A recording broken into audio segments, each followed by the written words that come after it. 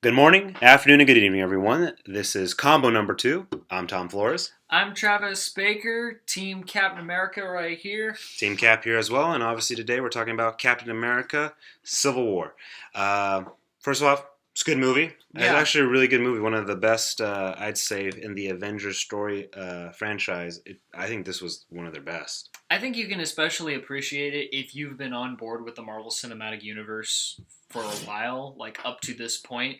If you're just jumping in, first of all, you kind of need to watch the first two Captain America movies and the first two Avengers movies. Just those. Not even really any of the Iron Man. No, because Iron Man's character is still shown the same way in the I Avengers. mean, I guess you can understand his guilt complex better if you see the first Iron Man, because that plays a huge role in this movie. But I think in Avengers 2, he slightly hints at what he's trying to achieve. So, in all honesty, if you haven't been involved at all and you really wanted to see this movie because you're hearing all the, first of all, the hype is definitely real for this. No, the Yeah, hype isn't misleading. And if all your friends, family, and you're hearing so much on about critics saying it in the news that this is good, you just need to watch four movies.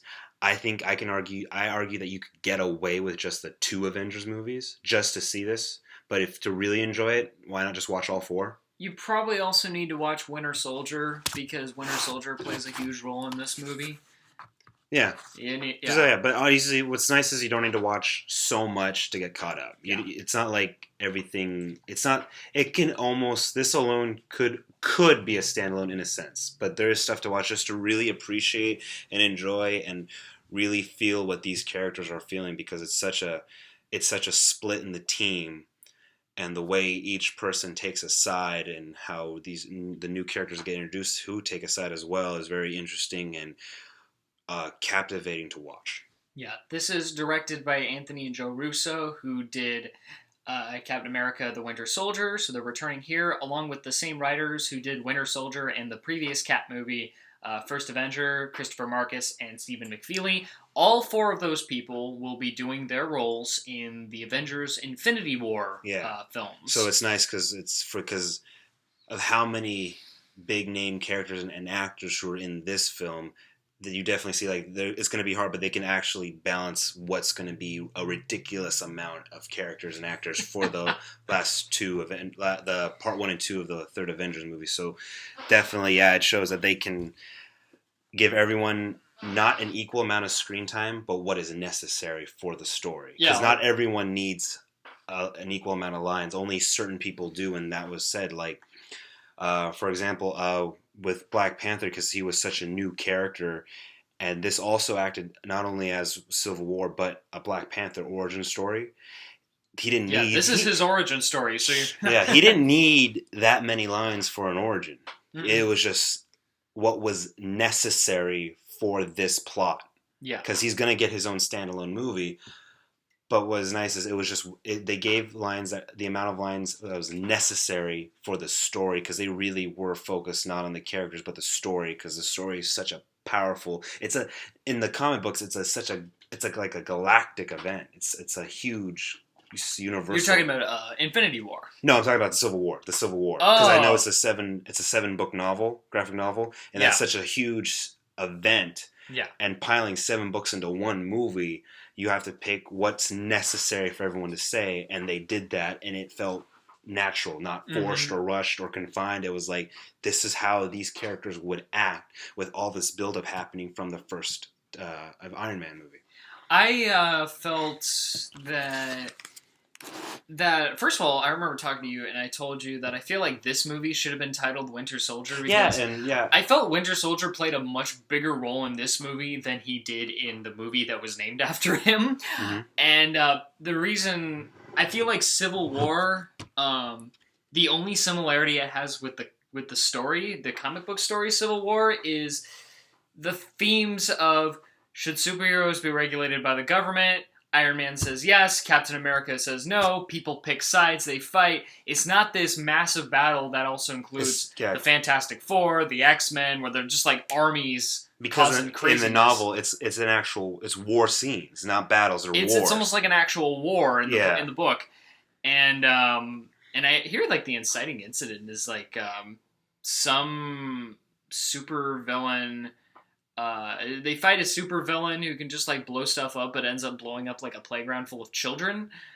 Here it's a little more toned down, but still like what happens is Scarlet Witch gets a hold of like it's like a grenade, isn't it? Yeah, he sees it, sets off. So you're talking about the reason why government gets involved. Yeah. What you're was right. the final straw? You're right. In the book, in the graphic novel, it's something that involves a playground full of kids. I believe you're right. I remember that. Who all die. For this movie, the new Avengers team that we saw from the end of Avengers: Age of Ultron, this new team Cap's leading, they're in Africa, and they're hunting down Crossbones, which was cool because he was in that actor and character. Was in the second Captain America, and they brought him back. And I like how so much stuff's being brought back for this one film. They hunt him down, and once Cap has him, Cap obviously has a moment where he kind of forgets where he is in the field because of what Crossbones says to him about Bucky. Yeah. And then he's about to go basically a kamikaze on him with a grenade and kill himself and Cap, but Scarlet Witch confines him in a bubble, basically. Yeah. And that was cool because it was like, it was freaky for a moment because you see the explosion like hit the bubble and like have a hard time erupting. So it's like the shockwaves are going in and bouncing off not only her bubble but themselves, and it's literally, for a PG-13 movie, you're watching a man being incinerated. And then she acts, and because I think of how volatile the grenade was and how much explosive Crossbones had on him, she throws him up in the air. But it was that Crossbones? I thought that was just a bomb. It's a separate bomb. No, that the character Crossbones. Okay. And his bomb. So I think he had multiple explosives on him besides the one Okay. grenade because of how violent that was. Yeah. And she's still such a new. She's still so new to her powers, even though after the battle with Ultron, that's such a violent thing to control because she's doing it with her mind. That's her power. Kinda, yeah. And then it just kills. Well, it kills a group of people, but were they a peace group from? What were they? A peace group, right? I don't know. I don't know who the people were, but I know for one thing that she like tries to throw it up away. It ends up blowing up, and it blows up like the side of a building. So a bunch of people get injured, a bunch of people get killed. Innocence. So the government's like, all right, you guys are running without regulation. This is the UN government. Yeah. Yeah, we think you guys need to be regulated. We don't like you running rogue. And that's what starts the division. And yeah. What I like when I like when it goes then to how the government, well, the U.S. government, and it's all backed by the UN, but the U.S. government comes and talks to them. That's spearheaded by Ross and General Ross. But now he's Secretary of State. Yeah. That's what I like how they brought William Hurt back. From Incredible Hulk, the Edward Norton movie that you keep forgetting is part of the MCU. And I think that's probably why maybe they brought him like, hey, remember, Incredible Hulk happened. Like, this is all connected. There's a reason. No matter how bad you think this one movie was or any other standalone, they're all connected. They're all connected. So it was nice. And he was... It's like that character did though mature. Like I know the actor Hurt got older, but that character matured. Mm-hmm. And the mustache and how he talked about his heart attack. Yeah. And how he said after a near-death experience, you have a new perspective on things, and that's how he led into why, you're all basically you either follow this or you retire.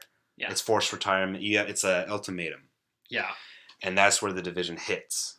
Mm-hmm. Yeah. And Captain America says, no, because if something's going down and you're not going to, I'm going to save the world no matter what. I'm going to do whatever I can to save the world. I'm not going to wait for a bureaucratic element to vote on it. It's like, all right, Avengers, go save the world. If the aliens are attacking again, I'm going to do my job. I'm going to do what I was meant to do. And Iron Man's like, yeah, but if you go out of control, what's to hold us accountable? Yeah, and that's the big question with this one because they actually had real conversations. They actually kind of had a debate amongst themselves, a casual debate. The one before the meeting with Secretary of State Ross, and then afterwards. And they kept going on, which was nice because it is other superhero movies only hint at it. They don't really sit down and talk. Well, the one we saw before this, the last superhero movie we saw together, it acts. It pretended to have themes, and I laugh so hard when Actually, no, I get mad. I don't laugh anymore. I just get mad because I find stupid people on the internet that say, I love Batman v Superman because it has themes and symbolism. I loved all of that. And I'm thinking, what themes? Yeah. What symbolism? All that movie was about was Batman and Superman meeting up. They fight a big monster. Superman dies. Set up Justice League movie. There was nothing deeper than that. And this why it works for Captain America, because one, they had a nice patient buildup of movies, and they actually had a scene where the heroes sit down, actually are sitting and discussing it. Yeah. And this one, because that's the difference, and also too, it's not one of them suggesting, hey, maybe we should be governed. Like in Batman vs Superman, it's Batman suggesting that. It's an outer. Batman was just saying, I don't trust Superman. But he was the one, in a sense. So for this one, he was the one who brought it up. I guess so. And this one, it's not the heroes bringing it up. It's an outside entity coming in. That's that's why it works, because it can't be within the group. It has to come in to split up the group. Yes. And that's why it works so well in this movie, because it had scenes with them sitting down, having conversations. And what was nice is they weren't having conversations in their costumes, in their armor. No. If anything, I think this one really was. It really took away, like, let's not talk about them in their super alter egos. It's their secret identities dealing with. It's not Captain America against Iron Man. It was actually Tony Stark against Steve Rogers. You can have, that's the great thing about these Marvel movies, and something Marvel does a lot better than DC, in my opinion. With Marvel, you can tell a story about Iron Man, you can tell a story about Spider-Man, you could tell a story about Captain America, and they do not have to be in their costumes, but it could still be a story about those superheroes. That's why... That's one of the ways why I like Marvel better than DC, because I like the stories about the people under the mask. Yeah, because that's who has to deal with what they did at the end of the day. Because you can't wear the costume for the rest of your life. Yeah, it's because and when I say Marvel DC, I'd say Marvel DC in general, not just strictly the movies. Personal opinion. No, yeah, just the movies. Setting that straight. Yeah, because with since you brought that up, because with the movies, the only DC movie that it did hint on it and slightly go deep was The Dark Knight, about how a vigilante is it good or bad. Yeah. That it hinted at it, but it was more of the, it talked about it. You're right, that is a movie. But since he was the only hero in the movie, he couldn't talk about it with another hero, because everyone either got killed or was a normal citizen or turned into a bad guy like Harvey Dent. Yeah. This one really went in deep because it was able to have another superhero talk to another superhero with a bunch of other superheroes in a safe, controlled, relaxed environment. Yeah. And then discuss it out and not have to fight it out. And they didn't need and not on a rooftop, not on some secret area. It was in their compound. And they didn't need to dim the colors, make everything look super dark and depressing. For the fallacy of dark equals depth. No. That a lot of people get wrong in storytelling. Yeah, and with this concept of should they be governed, it's really a very, I mean, it's not obviously right now a big topic because we don't have superheroes. No. But it is a controversial topic because it's true, like, should a superhero be governed and held accountable if he or she fails? And should we give him this free range? Obviously, since we're both Team Cap, they shouldn't be governed, because that's the point. A hero should be able to be outside the law to that degree, because they can do what, even if someone is super trained like a SEAL, cannot do. They can't just go out and get the guy. They have to wait. These people are... Plus, if you're regulated by an organization, you may be asked to do things you don't want to do that go against the purpose of why you became a superhero. Because then it gets too political. I remember that. Yeah, and I remember that from reading The Ultimates, the second volume of The Ultimates by Mark Millar, which had Captain America going out and basically doing U.S. imperialist foreign policy. Yeah. And he eventually realizes... you know what? In the very end of that story, he realizes, we should be independent. Because then it ends up because obviously this it's just turned law, very one-sided. This law is different from the graphic novel. In the graphic novel, it's about registering them and getting them on like a list of names, kind of like a CIA agent name and then going public with it. Yeah. This one's more of just they become the UN's own personal Navy SEAL squad. Yeah. Because it's different. They don't have to register their names. Mhm. Because I think in this universe, everybody knows who their their secret identities are to a degree. Yeah. And this one, they become the UN's basically like a secret squad, their special squad, where out of the whole UN, I think it was 11 select members from the UN get to decide when and how to use them, and that's where it turns into a political thing where they could overthrow a country, set up a new country. They could protect certain like mines of like gold, copper for interest, not like for the individual. It could get like corrupt. Yeah, corrupt easily with one mission. Yeah, and also too, that mirrors. That's why with Cap, because Cap still has that old mentality. Because I didn't see in Winter Soldier, but I know it's basically about him trying to fit into this new world. And what it seems like with the new world nowadays, a lot of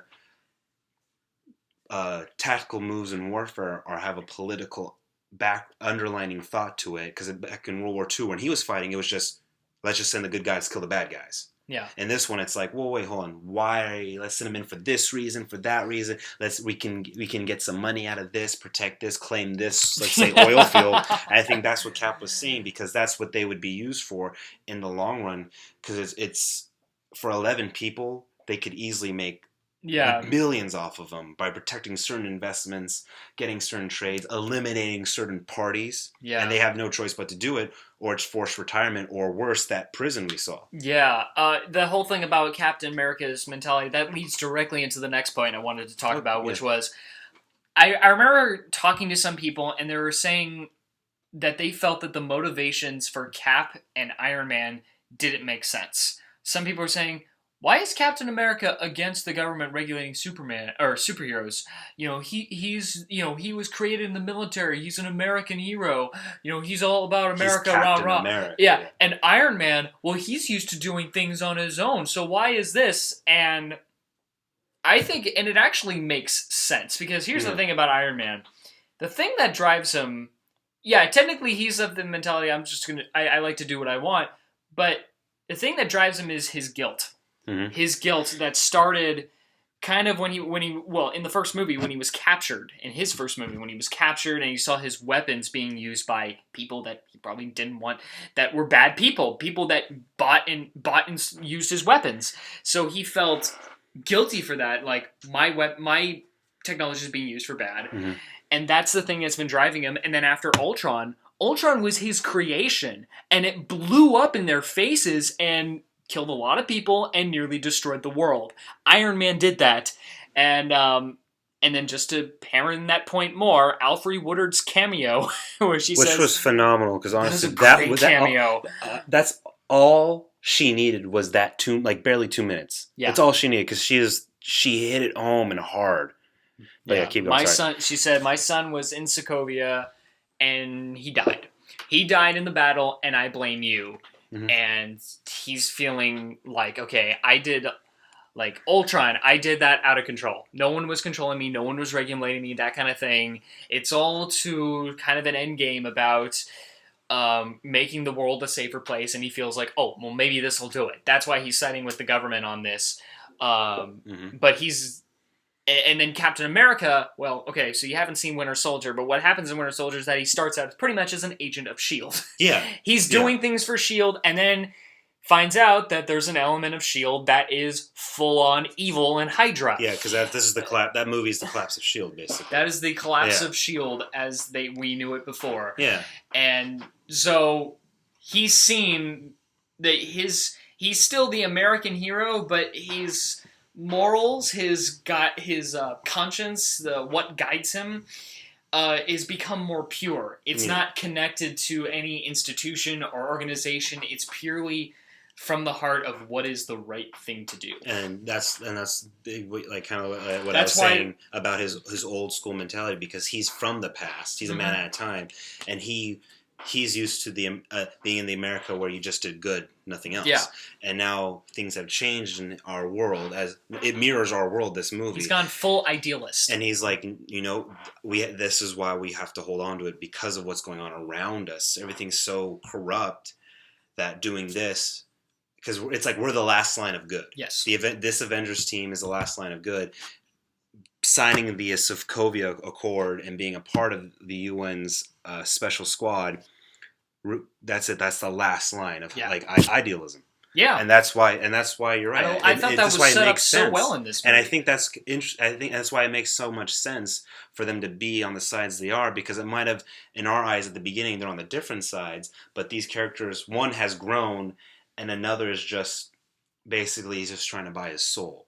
Yeah, and because he even says they've evolved over the course of these movies, and it probably would have been different sides, and it shows at the start, and it shows really who they are, and it's not Cap doesn't deserve the shield, Tony doesn't deserve the armor, because at least Cap does use the shield for good. Tony just uses it as a clutch and just uses it for shits and giggles, and if he feels it's bad, but more for like real personal, because Steve doesn't get that personal. He's driven by his idealism, but it's not like I do this because I hate this person. Like, no, I do this because like this is what it means to be an American, Captain America, and that's why I don't know why that's why it makes sense for the sides they're on. Yeah, and because we've seen the growth, and it even hits home with Tony saying to Alfreda Woolard's character, he gives out all this money to charity just to make himself feel good. Yeah, he really does hate himself, and he's really trying to get rid of his guilty conscience. That's probably one of the reasons maybe why Pepper leaves him, because that's a little side thing in there. Yeah, is because he's not in general a great person.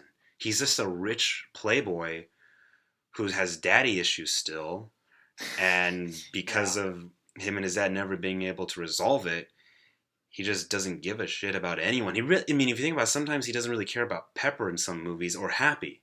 And that's why this is just, he chooses this just for his own conscience. Yeah. And that's why it works, because it also shows kind of in a sense that you go farther, like the weak would choose the side that Tony chose because it's almost easier. Yeah. While Cap chose the side that, no, this is, you just go for it, and you yourself have to be able to control yourself. And Tony, he can't control himself. We've seen it before. Yeah, and we've seen it in this movie too. And in this movie alone, but in all the movies, he can't keep himself in check. Mm-hmm. Steve can. He can only keep himself in check, but other people. Yeah. Cap can't. I mean, sorry, Iron Man can't. Tony can't. And when we see in that battle between both sides.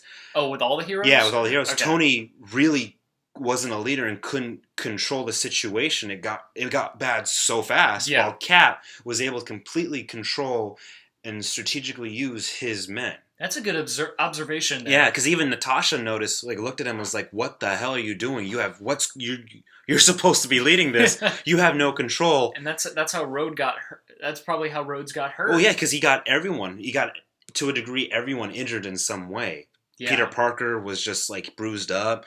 Rhodes he's paralyzed, but he almost lost his life. Mm-hmm. And then he couldn't control Vision, which was basically his tank. Yes. Vision was Tony's actual superhero, while Scarlet Witch was Cap's actual superhero. But Vision is obviously way more powerful than Scarlet Witch, even though, yes, we saw, which was cool, Scarlet Witch throw him 1,000 feet underground. But Vision, it can be transparent. He can probably grow. He's almost if you think about it, to me, he kind of resembled Martian Manhunter in some ways. Yeah, he reminds me a lot of Martian Manhunter. So he's the most powerful one, yet he's so lost. And it's because Tony, unlike everyone else, he doesn't know how to fight. He has to use the suit to fight, because in another fight scene between Bucky versus Black Widow, Tony Stark, and then Sharon Carter, Sharon Carter and Romanoff were able to hand-to-hand fight him. Yes, they got beaten up, but they were able to engage him. Tony had to get some piece of armor, and even though his glove caught the bullet, he realized, I almost died. And then when he got hit in the side, he might have been jokingly saying, "Am I not supposed to feel my armor?" He really is he got his ass handed to him, because out of his suit, he's a nobody. Yeah. And that's what goes back to the first Avengers, when Cap's take off the suit. What are you? Billionaire, playboy, philanthropist. So you're a jackass. You're no one, because everyone out of their armor can kick ass. He just can't. He's the Hulk is in more control. Banner's in more control than him. And that's what it was. And like this, and that's what I said. This movie was so great because it went back to what we've seen of like almost 10 other movies leading up to this, of hitting on all the other themes. Like, what are you without the suit? Mm-hmm. The Boy Scout, the idealism, Romanoff trying to get out of her life, and people trying to realize who they are as heroes, and Vision. What I liked about Vision, if you notice, it was so slight. He obviously has feelings for Scarlet Witch. I mean, I know it's in the comic books, but for this one, he has feelings for her, and that showed that Jarvis, when he turned into Vision, Jarvis and Vision, in the early years of Vision, they were still an AI. He was still an AI. He was still artificial intelligence, but now he's become sentient. Yeah. He's become able to feel things. He's evolved, and we might not have seen it, but he's evolved. I kind of saw it, yeah. Well, I mean, like we didn't see it like in like a gap between the two movies. Yeah, we didn't see it, but he's evolved into a sentient being with feelings. It's literally a man in his close to his 40s. Like, how do I'm feeling love. I'm wearing clothes. I'm learning how to use a door. Yes. I'm trying to make food for a girl who's definitely like what? Almost 20 years younger than him, probably. Like, at least a decade at minimum. Well, probably, yeah. A decade at much minimum. Younger than the actor. And he's feeling love for her, and he's trying to figure out how. And he sees her as this most beautiful thing, even though she herself sees herself as a monster because she killed innocents on accident. Mm-hmm. That was such a cool little detail of another thing of, like, that the AI evolving and how powerful those feelings are. And then when Jarvis accidentally almost kills Rhodes, he hits him. He himself then is in Wanda's position of like, crap, am I a monster? Yeah, because he's still trying to figure out what the Infinity Stone in his head. He doesn't know what it is, but he has to figure it out, and that's what really hits. And it was almost like there was a multitude of themes in one movie, and it honestly this could show like you can turn a 7 book series into one movie. Like, yeah, it's like basically someone like, hey, took all by the making Harry, it a completely different story. It's like all the Harry Potter books put into one would have been impossible, yet they made it work perfectly for this one. Okay, well, okay, to be realistic here, Civil War was a 7 book, but each book was like 22 pages long. Because it was I thought they were thick, like really thick books, like Watchmen. I don't think it's quite as big as Watchmen. No, it's like 7 book, but it's like 7 comic books, and each little like comic book, it's like a monthly issue. So like I thought it was pages. like thick as hell. Yeah, I don't think it's quite as thick as Watchmen, but it's still like a graphic novel that tells like a story perfectly. And plus, there's like a bunch of other like tie-ins that they had during that time. Even though it didn't have obviously the big war scene, big battles, and an empty airport, but this battle it worked because it just showed how they're split. The fight, who's leading it. If anything, you've been talking about how this is an Avengers movie and more than an Avengers movie than a Captain America movie. It is, and I think it somewhat works as a Captain America movie, but I think this really works as a light Avengers movie in that very character focused. Yeah, and like Avengers movies have to have the big battle, the big destruction, the big laser in the sky, all of that. Yeah, this one did not, because of course this is coming off of this is the Captain America movie that comes after Winter Soldier, which didn't. Okay, Winter Soldier had like the helicarriers going down and the building being destroyed and all of that. The damage was much lighter in this movie in comparison. It was more character focused. It was part of an airport, not even the whole airport. It was part. Part of an airport. Yeah, they didn't blow up the whole airport. No, just part of it. They broke some windows, broke a few planes, kind of thing, but nothing. The airport. The airport can still bad. function the next day. Yeah, and you're right. And what also too. I like how, me personally as a moviegoer, because I've watched, not all of them, but most of these, of the Avengers franchise, I like how it finally acts like, obviously you have to have everyone in a standalone movie after an Avengers movie, because after the first Avengers, I was thinking about, all these heli-characters are in the sky, where's Iron Man, Thor, and Hulk? Yeah. The President's captured in Iron Man 3, where's Captain America? Where's, in Thor 2, where's everyone? Because the world almost got destroyed. That's a problem with comic books in general. You have standalone titles, but big things are happening. but it's just the one hero that's dealing with and it. What worked finally, this one, especially even Ant-Man, even though it was an Ant-Man movie, they had Falcon, but it's like, okay, where's Scarlet Witch, Vision, Black Widow, and Captain America, because they're at the compound. You only have Dealing Falcon. with something else. This one, they actually had everyone, and they even brought more people back from the past, like William Hurt's character, like Ross. Yeah. They brought more from it, and it worked perfect because like this is how these movies have to act. These standalone titles have to act after the big ones, and that's why I was. And then when they even added more characters, like first of all, Martin Freeman's character was so phenomenal, and I know that character didn't need a lot of time, but it deserved much more screen time because his accent was so perfect. It was a short man, but with a lot of command and power. Whatever accent that Martin Freeman was doing, it was phenomenal. And then Sharon Carter's character getting more screen time was so perfect. And like she did not do that much in Winter Soldier, and I figured. Yeah. She's gonna have more screen time in the next Captain America movie, and it turns out she was Peggy Carter's granddaughter. And we always out of all, or was it grand? No, it was like niece. Grandniece. Yeah. And what was even awesome about it was out of all the love stories that Marvel's put on us, all of a sudden we get we had Black Widow and Hulk, and then obviously we have Vision, Scarlet Witch. Yeah. This one, because it came out of nowhere, really. It felt so deserved and like perfect. You think so? I think it Visions and Maximoff's is more interesting than deserved.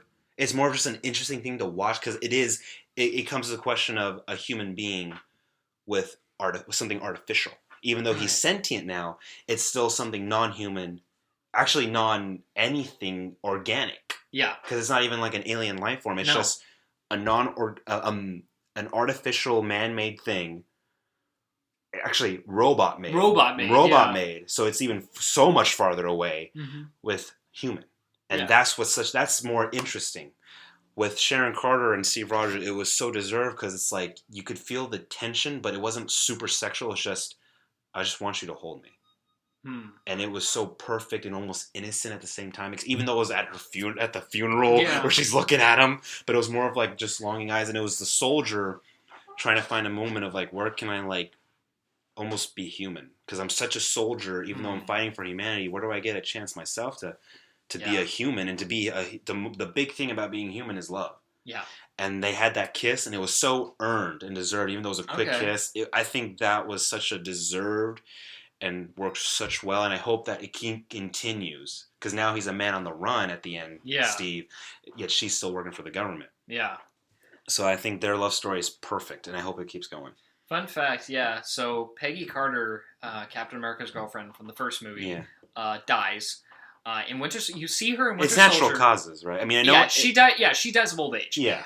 You see her in the Winter Soldier, and she's an old lady, and I think she's, if I remember correctly, I think she's going through dementia. Alzheimer's dementia. I heard about that. Yeah, I heard that scene was really just heartbreaking. It was sad because when he was crashing down, they said we're gonna go on a date. We're gonna go dancing on Sunday, and then he wakes up in Times Square. He's like, I've had a date. Yeah, that was really sad to see. He gets this text message from, I think it was from Sharon Carter, who says she passed, or like she's gone. It happened in her sleep. Yeah, and that was right in the middle of the heated debate, and he just got the text. He was like, that was so cool because it was right in the middle. He got that text in the heated debate of the team of like, we gotta either sign it or not, and he just sees his phone. He's like, I gotta go, and they're all like, what the what's so important? Yeah. And he's like, I gotta go. Like, you guys don't mean jack shit to me right now. I thought that was so good. And he just goes in the stairwell and he hears it. I kind of hope, even though that was sad, I kind of hope Peggy Carter stays dead because not a whole lot of people stay dead in the Marvel universe. I think she will because she was a hero, but not a superhero. Yeah. She was a hero in all sense because, a woman her character, a woman in her time doing what she did was, unthinkable and she broke boundaries, but she wasn't someone with powers. So that's why I think she's dead. Fun fact, we saw this movie the Thursday after it came out. So we saw it a week after it came out. Yeah. And I was making jokes to myself, like, Good. Well, not really jokes, but I was saying like, oh, it's not going to be that bad. I'm going to watch her on TV next January anyway.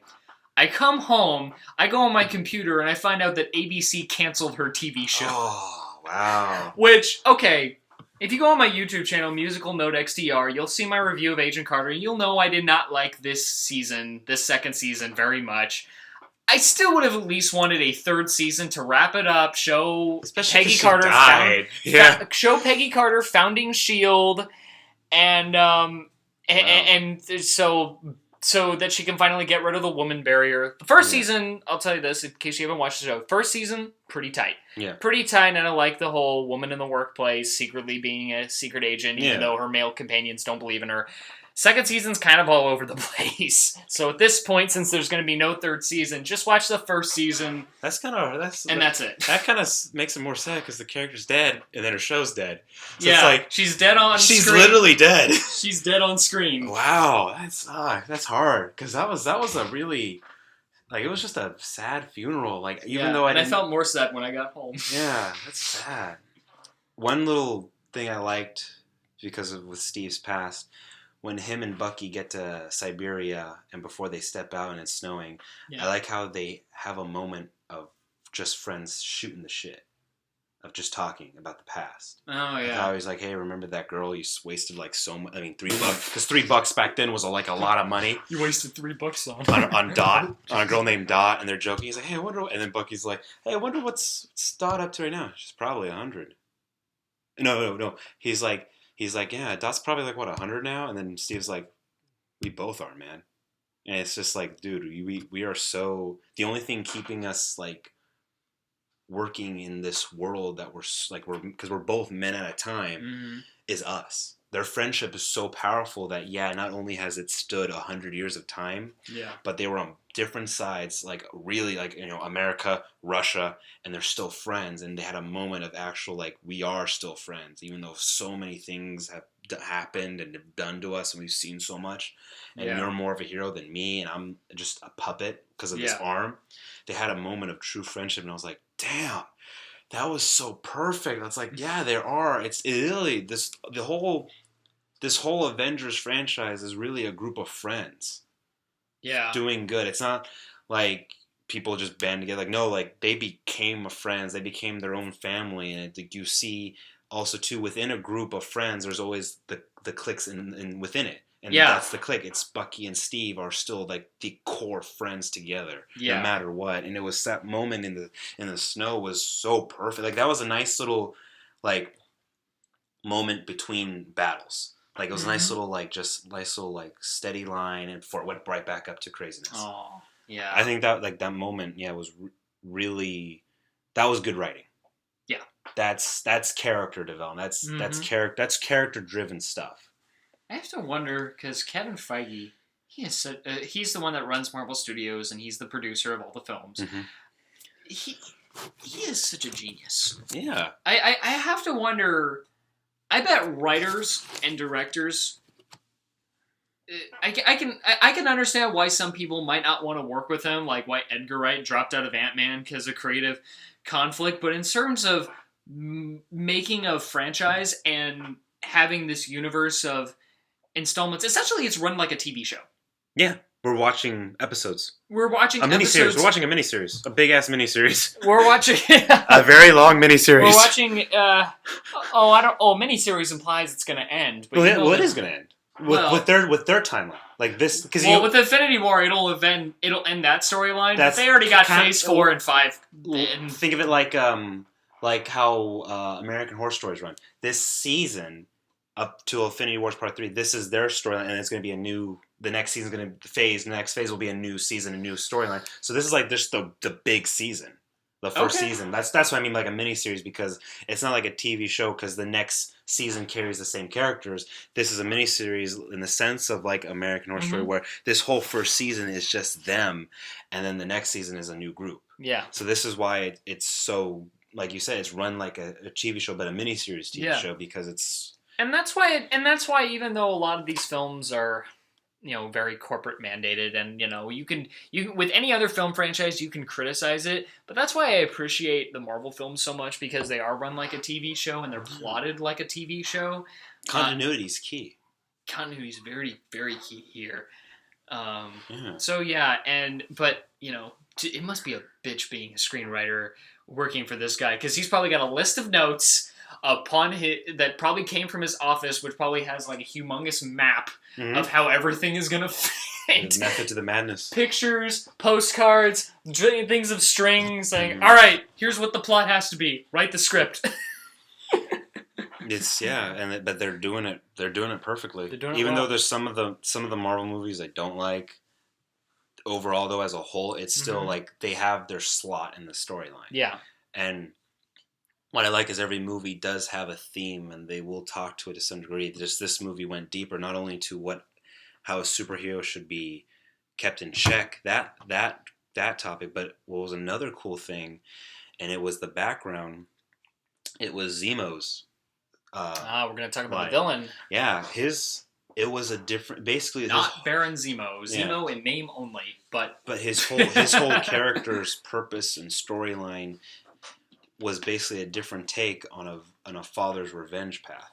And I thought, and it showed that unlike like Taken, he uses violence. In this one, he didn't have to use much. Even though this guy was a trained soldier in Sokovia, all he had to use was his brain. He might have killed a couple people with his hands and stuff, but most of all, he was just using his brain to exact his revenge. And it was such a genius and unthought of way of a revenge story for a father. Mm-hmm. And I thought that was done so perfectly, the way he just cut this team in two. Yeah. And it was done and he knew he won. Even though he was arrested at the end, he knew he won. He won because he watched Cap and Bucky and Iron Man beat the crap out of each other. The only nitpick you could say is, how was Zemo able to predict all of their reactions? Oh yeah, because that's leaving a lot to chance. Yeah, but I think he was more focused on the two, because we all know in the Avengers world up until the end of the Civil War, Iron Man and Cap are the two leading. They're the main guys, no matter what, and that's why they're able to have their own team. And I think he was just more focused on those guys, not anyone else, because he knew that the pieces would fall into place once they turned on each other. Yeah. I think that's why it worked. I mean, because that is leaving a lot to chance. Yeah. I mean, thankfully, the villain did not bother me. Like, a lot of people are saying, "Oh, Zemo didn't do much. The villain wasn't there." And he was there. He did a lot. I thought it was a really interesting take on the villain, and it shows that to create destruction, you don't have to do much. Yeah. Like Zemo, a great movie comic book villain.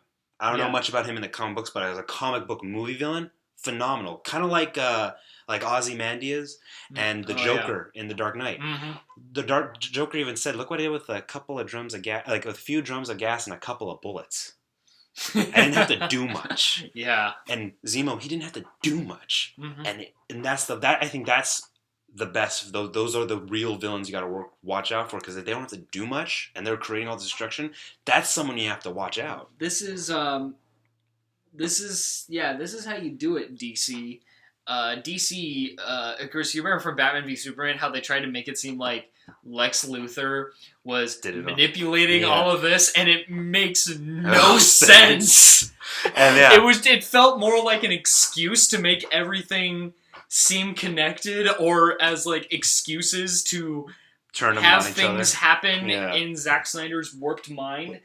No, this actually made more sense than that. He had real motivation too. Yeah, because it was because he had the voicemail from his wife and his kid. Yes, I forgot about that. And at first I'm like, what the hell is this? And at the end, when he plays it the third time in the snow by himself, he's like, oh my gosh, he kept the voicemail. And that voicemail alone said so much about not only his home life, but his relationship with his wife. Because obviously she's still somewhat mad at him for some reason. You could hear that. You could hear her animosity towards him. And his revenge was not only to avenge their death, but he's mad at himself because he never got a chance to correct the wrongs in his marriage, and now he's taking that out on everyone else, kind of like how Tony was taking it out on everyone else. Yeah. And when Black Panther was about to kill him because he finally finds out who really killed his dad, Mm-hmm.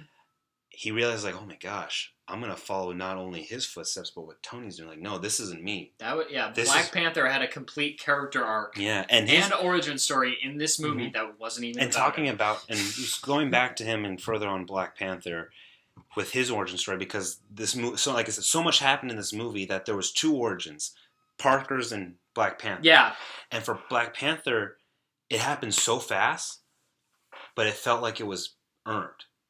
Like the death of his dad. I wouldn't say it was so fast. Well, like right I think it's because maybe because it was spaced out. Well, because right when his character gets introduced, boom, his thing happened. His origin happens, and it didn't feel rushed, even though it was time wise rushed, line wise. He walks in, he just says hi to Romanoff. He's like, oh, thank you for being a part of this and stuff. And then you see a moment between him and his dad, the king and the prince.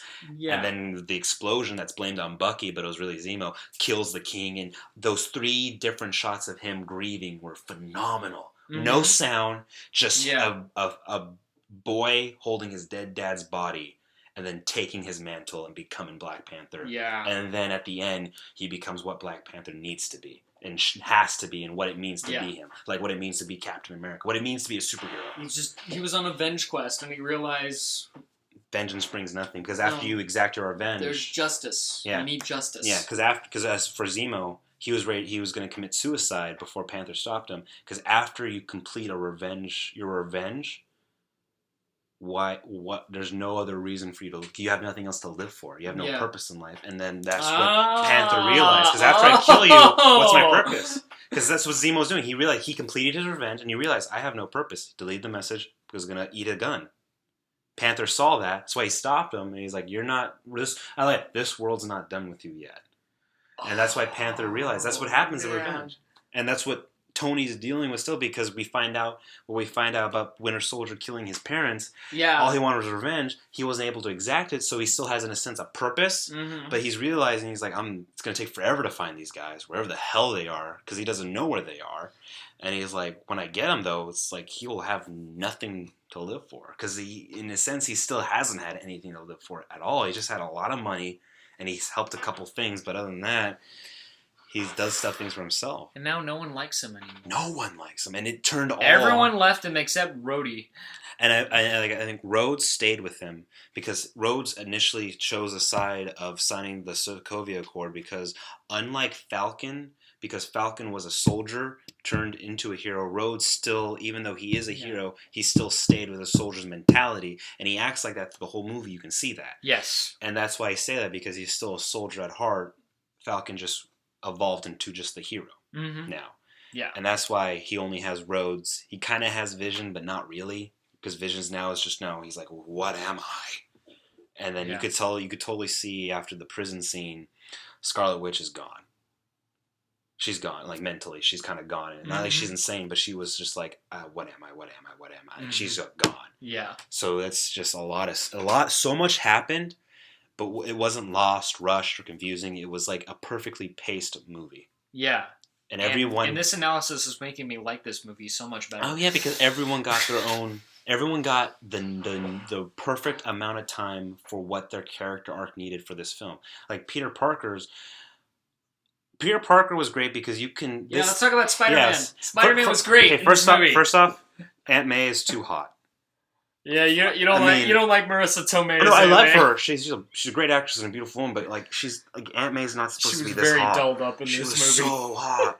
I don't get it. But anyway, besides that, I think the way they just dropped Peter Parker and Spider-Man into the film, I just dropped him and pulled him out. It worked because like I was saying with Travis, I feel like our century, especially our first decade, is a Spider-Man decade. Spider-Man is the early 2000s hero. Yes, we had Batman, we had this Avenger thing going on, but out of how many of these heroes, Spider-Man's the one who's the 3rd time getting a reboot. Yeah. He's had, in the first reboot with Tobey Maguire, a trilogy. Well, the first, I think, yeah. The second one with Andrew Garfield, the second reboot, 2 movies. This one, he's not only a part of the Avengers storyline in this third reboot, but he's also getting his own standalone film. The 21st century, right now at the beginning, these first 2 decades, Spider-Man is the hero, is our superhero for these 2 decades. Spider-Man is significant because he symbolically showed that you can, after the failure that was Batman and Robin, he showed that you can make a good, colorful superhero movie. Because right before then, the sort of the golden age of superhero, or I guess you could say silver age of superhero movies, started with Blade. Yeah. A lot of people said Blade was great. It was like, all right, yeah. And then they had X-Men with the black uniforms, because anything too colorful, they were worried, it's going to scare everyone away. It's going to be Batman and Robin all over again. Then Spider-Man comes. And did it. Spider-Man's a fun movie, and the second movie is great. Third movie, it has its issues, but I respect it a lot better than what came after it. Yeah, but this hero, Spider-Man, has gotten 3 reboots. He's that impactful in different renditions in the cinema universe, and also on TV. I know he's got his own shows and stuff. Yeah. It's just these 2 decades do belong to Spider-Man in a way, and that's why I feel it worked to be able to drop him in like this, and the way. I mean, it followed the graphic novel in the way that Tony gets to him first. He goes with Tony. It didn't show him change the cap, but he's still on Tony's side. It didn't do the Peter Parker unmasking to the public. Yeah. And that's good. I was worried they were going to do that just because all the people are saying, you can't have a Civil War story without Spider-Man, and Spider-Man's going to do the thing where he takes the mask off and he reveals he's Peter Parker the way I'm thinking, you can't do that if you're introducing Spider-Man in this movie. Yeah, you need to have Spider-Man exist before then. So in a sense, they do something very different with Spider-Man. And Tom Holland is great. Yeah, Tom Holland. I like how he did Spider-Man. the accent. He actually did the accent, which he sounded like a boy. No, but the Brooklyn accent. Well, yeah, because like in the first 2, it's like Parker's a Brooklyn boy, and this one actually like, hey, let me try the accent out, and it worked. I mean Queens, but Queens, it's sort of that Queens New Yorker, accent. New Yorker. Yeah, so because Steve's from Brooklyn. He's from Brooklyn. This is the Queen's accent, and it worked because it added more to Parker. And he sounds like a boy. Yeah. Like this is high school Peter Parker. He doesn't look like an Abercrombie and Fitch model like we got last time, and he doesn't look like a baby-faced dorky old man, or old adult man. Even though I like that dorky face adult man out of the previous 2. He's a kid. He's a kid, and that's what works more. He sounds like a kid too. He sounds like a boy. And then he's thrown very suddenly into a very adult situation. And this is the most quippy we've ever seen Spider-Man, and it works so well. Oh gosh, that was so great. That fight scene between him, Falcon, and Bucky was great. Yes. It was so the right amount. It showed it not only showed an interesting, great fight, but it brought back like, hey, we know what Spider-Man can do. We don't need to explain it. We're just going to show you it. We're going to show you what Spider-Man can do. All of that. I was going to say something. All right, I'll jump to this point. First of all, as great as Spider-Man was, he did not need to be in this movie. You could have taken him out and it wouldn't have mattered. I do not care, though. I think he only... Yeah, you know what? Yeah, I can see what you mean, because it was... If you take those scenes out of place, nothing changes. No. I think that he was only there because Tony wanted to have an equal footing, like Steve getting Ant-Man. Mm-hmm. Tony did the same thing. It showed both sides mirroring each other in certain ways they were structuring and building their team. Yeah. You wanted it 6-on-6. Or was it 5-on-5? 5-on-5? 6-on-5? 5-on-5. Yeah, 5-on-5. Iron Man, Vision, Black Widow, Panther, and Spider-Man. War Machine. War Machine. So it was 6-on-6. Okay. So it kept visually the 6-on-6 was great because it was like just an even force going at each other because of how many people chose which side and how divided. It showed how evenly divided they were, and that's why it made it such a good a civil war. Yeah. So that's why think about Ant-Man didn't need to be in this, but it was just but they were recruiting people. But like Peter Parker, except for that one scene. But like Peter Parker, it brought so much. Yes. Like that was so hilarious when Ant-Man just went big. He turned into Giant Man. And then Rhodes is like, "Hey, tiny guy's big now," and he's like, and literally to me, it was just Paul Rudd being huge, and Paul Rudd's like, "Oh, I'm big," and it worked. Now it worked. everything about that, everything about it worked, and both.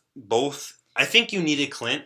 You do need Clint. Okay. But you don't like Peter Parker. You don't need Ant-Man. But all they did was just add more to the movie and made it even way more enjoyable. It allowed the movie, like some say, oh, this is where the movie temporarily went off the rails. I'd say sort of the movie got to let loose with its seriousness and remind us this is still a superhero universe. This is still something that was geared towards young little boys, children. Yes. Yeah. And so it's gonna be ridiculous. This was all comic books were geared toward boys between ages 4 to 15. Yeah. And it worked. And despite the fact that it just allowed the movie to let loose and have fun in the middle, in the end of the second act, it still worked, though. It still worked for the movie. If anything, it peppered its serious moments. Yeah. Yeah. Because they were still joking, having fun. Tony Stark saying, relax there, Manchurian Candidate, calm down, we're friends, all those clips. But then it just peppered in its serious moments, like when Tony and Steve were just beating the hell out of each other. And then in the end, that's where it got really personal. But then it went back to it kind of went away from that quickly still though too. It saved all the seriousness for small moments, not the whole thing, because that's not to me totally dour and depressing. That's what, to me, and I think you can agree on, and what most comic book fans agree on, the Marvel Universe has to be peppered seriousness. Yeah. DC is the one that can get away with a straight serious movie from beginning to end. Yeah. Marvel has to be all fun, but then grounded with reality.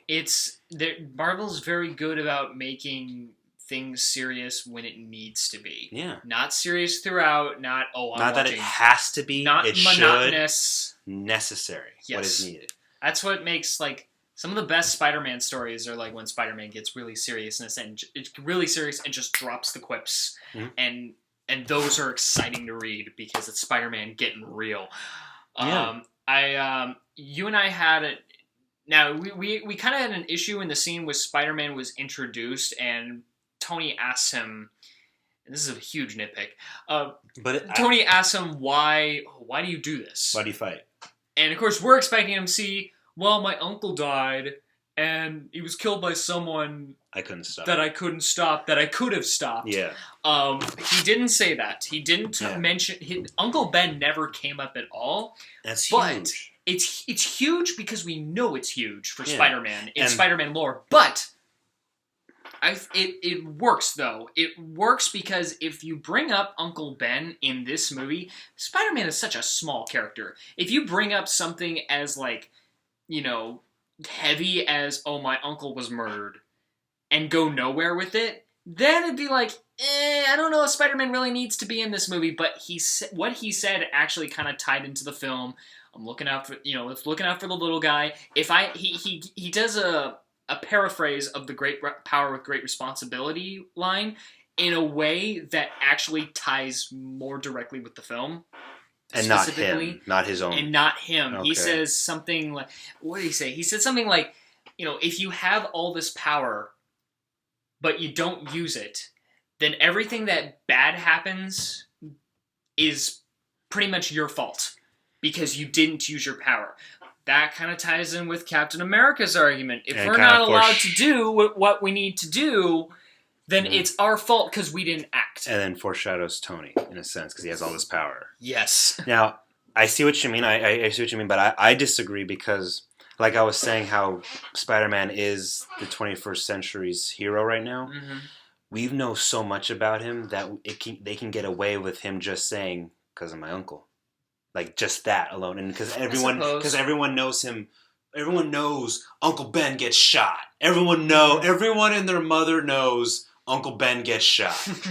Everyone knows, and I think because of this is the third rendition of Spider-Man, I think as the writers in the movie could have gotten away with it. I understand what you mean because Uncle Ben dying is so traumatic, but them saying what they did have him say in the film changes why Spider-Man fights, and it's almost like how we were saying to a lesser degree, but in the same way how we were saying about how in the Batman vs Superman, how that's not why our characters are how they are. Mm-hmm. This is not what made our character the character. You can do everything else afterwards, but you can never change the origin, what makes him him, what makes Peter Parker Spider-Man. And them changing that took away of like, no, you fight because you couldn't save your uncle, not because of the little man, because you're fighting for the little guys. He didn't give the real life example. He gave the reasoning, the themes of that example. That's I feel changed the character. That's just the one. I don't think it's a nitpick. Personally, I know you said it, but I think that's actually a big thing because of how big, not in the movie, but a big a character Spider-Man is in general. You can't change the reason why people do. You can't change what makes the character a character. That's me personally. I still don't know if it actually changes the character though, because he doesn't mention Uncle Ben. Doesn't change the fact that it happened, and he still explained the themes behind Uncle Ben's death. Okay. The themes, of course, Uncle Ben did. He told. It was from that moment when Uncle Ben died. He learned with great power comes great responsibility, and he said that. Do you think Uncle Ben, if they had Uncle Ben, he would have been played by Joe Pesci? What? Because my cousin Vinny, because she was in that movie, Marissa Tomei. Oh my god! Like, come on, who do you think Uncle Ben would have been? Oh my god! Sorry, I know I cut you too, but that's all I've been thinking about. But I understand what you mean because I don't agree with you, but I get what you mean because this Spider-Man isn't on his own. He got introduced in an Avengers movie, basically. Yes. So like Black Panther, he will have his own standalone movies, but he's a part of something already. Yeah. Not and like he's gonna get his standalone movie, which I'm really excited for. Yeah, I'm excited for that. Yeah. I heard Michael Keaton was supposed to be Vulture, but now Michael Keaton's dropped out, so I'm like, I don't know what's going on, but I like that Vulture's gonna be in it.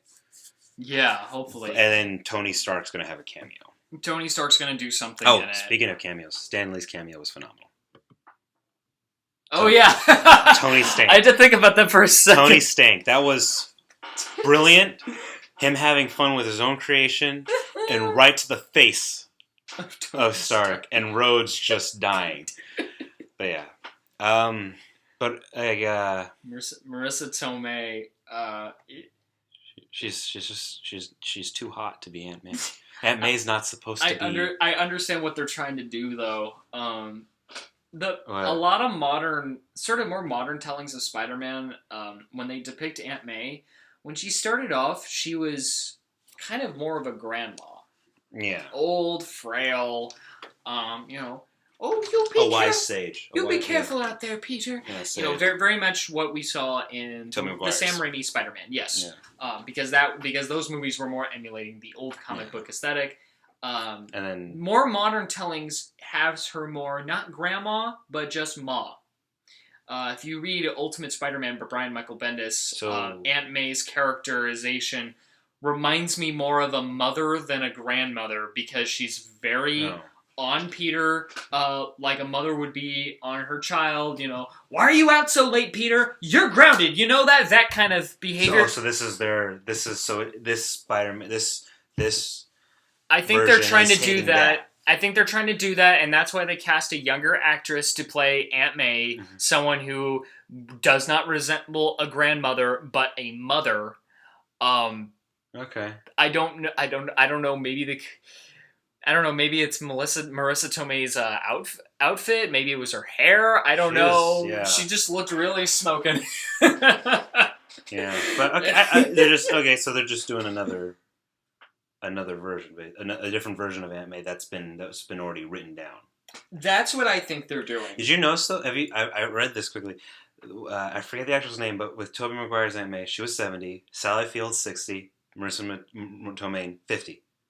So it's gonna be getting a decade younger every time. Oh no! So we're gonna have a 20-year-old Aunt May soon. But yeah, that's when my kids become teenagers. Oh gosh, right. But so overall though, it's worth watching. It's worth going to pay the ticket. It's worth seeing the four films we said to go see it, to watch it, and it's even worth from watching the first Iron Man, everything in chronological. It's worth because it's what it hits on, not only just with the superhero, but everything else it has themes on, and what it shows about revenge, a different take on a dad's revenge story, what it means to be a hero, the soldier trying to find humanity. Rhodes himself at the end quickly when he gets paralyzed, a soldier who lost his legs. That quick thing. We see so many things happening at once, and it's not just, oh my god, it's too much to take in. It's perfectly paced. Yeah. It feels, everything about this movie You can follow this movie. Nothing's rushed, everything's earned, everything's perfectly paced. The fight scenes were done really well. Yeah, I know, Travis, you're telling me there's some shaky moments where there's a lot of shaky cam in this movie. That's the one major criticism I'll give. But the hits were brutal. True. Some of the... It's not the worst shaky cam. You can still kind of follow, but it was a little much. And powerful, and they hit, especially when it was just Tony and Iron Man. Like, it was a man in his bare hands beating the crap out of metal, and then metal beating the crap out of flesh and blood, and then it showed flesh and blood won over metal, and the way he just destroyed Iron Man's suit with his shield, and just said, "Screw, I'm done with the shield." Yeah, everything about it was perfect, and how he left Tony in the snow, like how some villains are just left in the snow. Oh God, yes, it was great. This is what so many superhero movies have failed to do. This is what a superhero movie is supposed to be like. And this is also, too, how you show multiple heroes fighting each other, like how we've seen on cartoon shows. This is what it's supposed to look like on the big screen. Yes. It's not the heroes, it's the people in the suits. Yeah. And it's the people within the suits. Yeah, it's a worthy continuation of the story of the Marvel Cinematic Universe. A great character piece. Just great ensemble piece, too. Do you feel like this could be is more of a character-driven movie? Like yes. This is definitely... Yes, definitely. This is not story-driven at all, really. It's character. Yeah. Because they have a lot of human moments. Yeah. And it's great. Definitely I would say it's probably the most character-driven out of all the Marvel movies so far. Because everything else is, like, story-driven. This one is just... Because if you think about it, none of the plot points connect. Except through the characters. Yeah. We're not getting paid by Disney to tell you this. Oh, yeah. I've heard that's going on with everyone. There's a stupid-ass conspiracy theory that, Disney's paying off the critics to give Batman v Superman bad reviews. Because two schmucks in college, that our critique definitely counts. Two guys in their 20s. We only like this movie because we got paychecks. Hell, I wish I got a paycheck from Disney for anything. Oh gosh, the residuals. Like I know James Earl Jones is still living how happy off his Lion King. Woo! Yeah. But that conspiracy is just stupid. Batman v Superman sucks. Yeah. It still sucks, and it sucks in every single way. This movie succeeds on. Yeah. But so overall, is worth seeing. Go see it multiple times. It's worth an IMAX ticket price 3 times in a row. That's how good this is. Wow. Is this. So I don't think it can stand alone though on its own because what we said it can almost, but it needs those other movies. I don't think it's meant to. Yeah. Either. So that's why I don't think, like we say at the end of all our episodes, it's going to be a classic because it can't be on its own. It needs the other films, but it's still such an enjoyable, great movie that I can see it getting the 4 stars when it comes out when we see it on TV. Yeah. So so any final thoughts? Yeah, it's great. It's really great. All right, it's pretty solid. Yeah, you should go see it. All right, well that wraps us up for this episode. Once again, I'm Tom Flores.